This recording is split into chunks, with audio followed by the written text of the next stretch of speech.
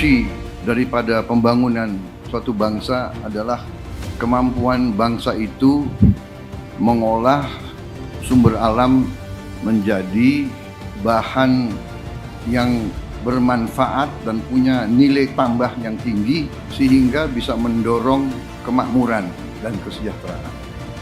Dari sini kita bisa menghasilkan energi terbarukan dan ramah lingkungan yang dicita-citakan seluruh dunia. Hilirisasi akan jalan terus, momentum akan kita percepat, kita mau bergerak cepat, rakyat menuntut, mengharapkan kemajuan cepat.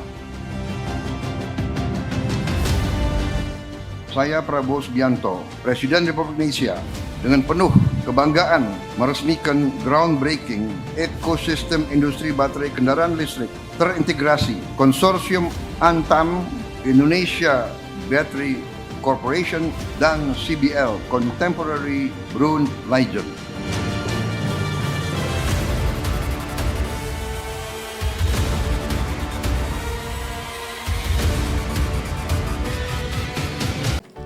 Assalamualaikum warahmatullahi wabarakatuh. Salam sejahtera untuk kita semua.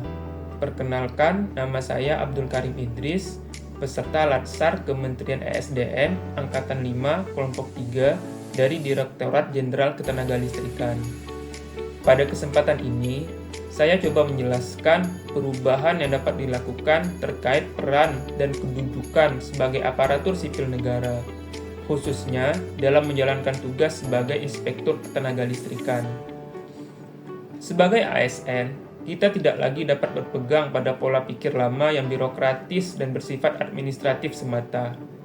Sesuai dengan amanat Undang-Undang Nomor 20 Tahun 2023 tentang aparatur sipil negara, kita dituntut untuk mengubah paradigma menjadi ASN yang berorientasi melayani, bekerja dengan integritas, serta mampu menjawab tantangan zaman dengan cara-cara yang inovatif dan adaptif. Sebagai Inspektur Ketenagalistrikan, saya menyadari pentingnya menjalankan peran sebagai ASN yang smart dan berakhlak.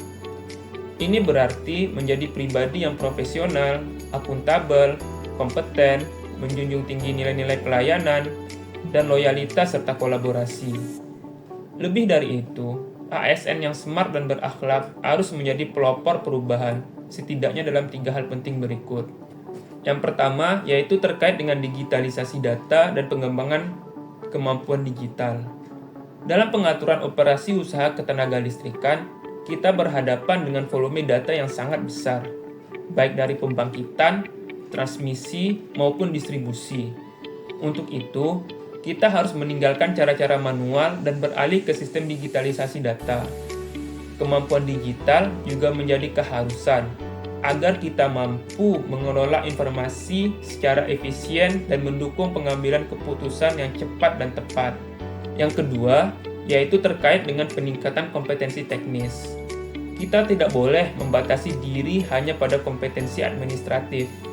Dalam pekerjaan sehari-hari, terutama pada aspek pembangkitan tenaga listrik, kita akan berhadapan dengan berbagai istilah teknis dan data operasional yang kompleks.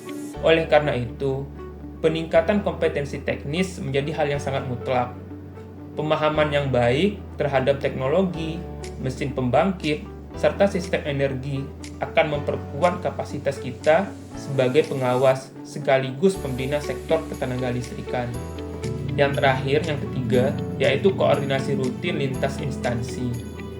Pengaturan operasi usaha ketenagalistrikan mencakup rantai yang sangat panjang dari hulu hingga hilir, mulai dari ketersediaan energi primer seperti batu bara, minyak bumi, dan LNG, hingga sistem distribusi ke masyarakat. Dengan cakupan yang luas ini, kita tidak bisa bekerja sendiri. Koordinasi rutin lintas instansi menjadi kunci. Untuk itu, kita perlu untuk melakukan rapat koordinasi bulanan yang melibatkan internal kementerian, instansi terkait, dan seluruh pemangku kepentingan guna memastikan keandalan pasokan listrik nasional. Oleh karenanya, mari kita bersama-sama buktikan bahwa ASN di Kementerian ESDM, khususnya Inspektur Ketenagalistrikan pada Direktorat Jenderal Ketenagalistrikan, adalah representasi dari ASN yang smart dan berakhlak. yaitu ASN yang menjunjung tinggi integritas, bekerja dengan profesional, dan senantiasa melayani dengan hati.